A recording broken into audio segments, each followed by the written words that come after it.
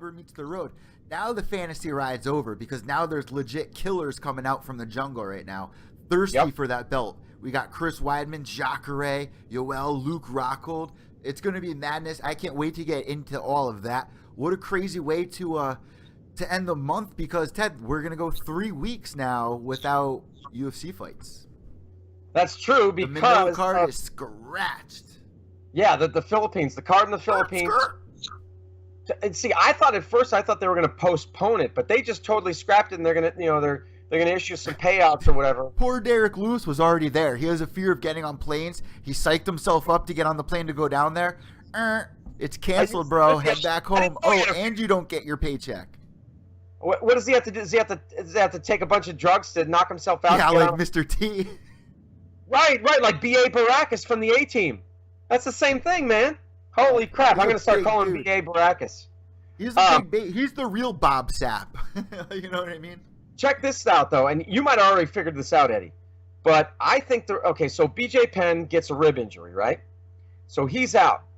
You mean to tell me they couldn't get a replacement for Penn to fight Lamas? They had plenty, dude. They had plenty. Are you freaking kidding me? Here's what happened. I saw somebody else had this on a website too.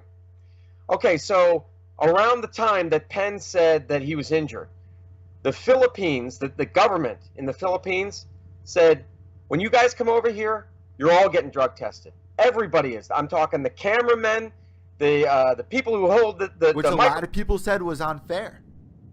Well, but see, the Philippines, for those who don't know, the Philippines is engaged. They are engaged in a serious drug war right now. Okay, so they have like zero tolerance for any of that shit.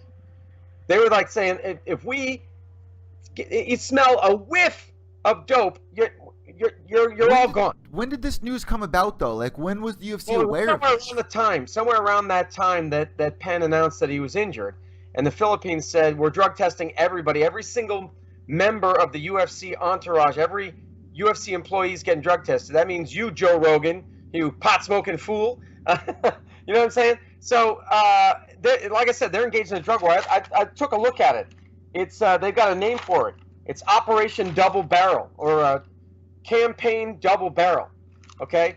And the guy that the president, Rodrigo Duterte, he is a badass.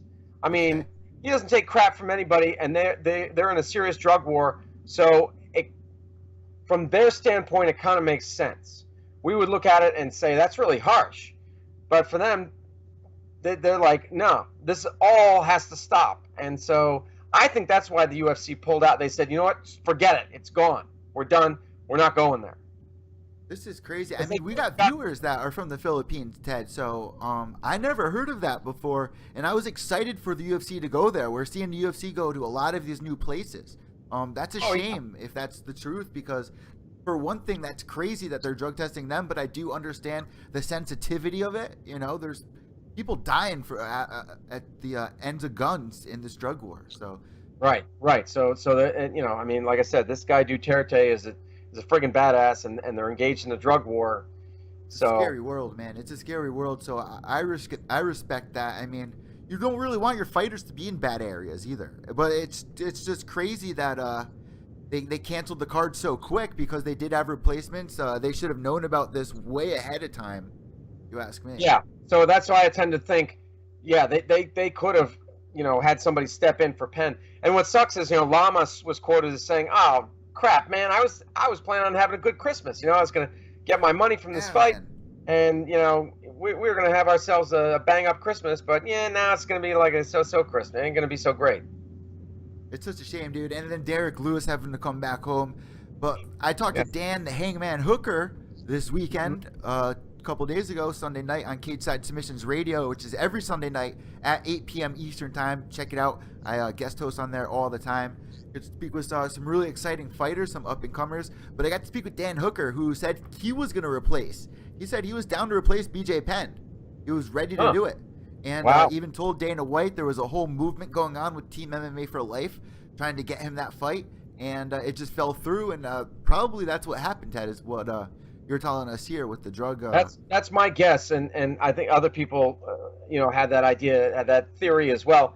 I mean, it's a little bit of a kind of a conspiracy kind of thing, tinfoil hats and all. But Because I don't think anybody has asked Dana White, hey, what is the reason? Why did you do it? You know, he hasn't been quoted on it. He hasn't offered a reason. It was just, we're pulling out. Yeah.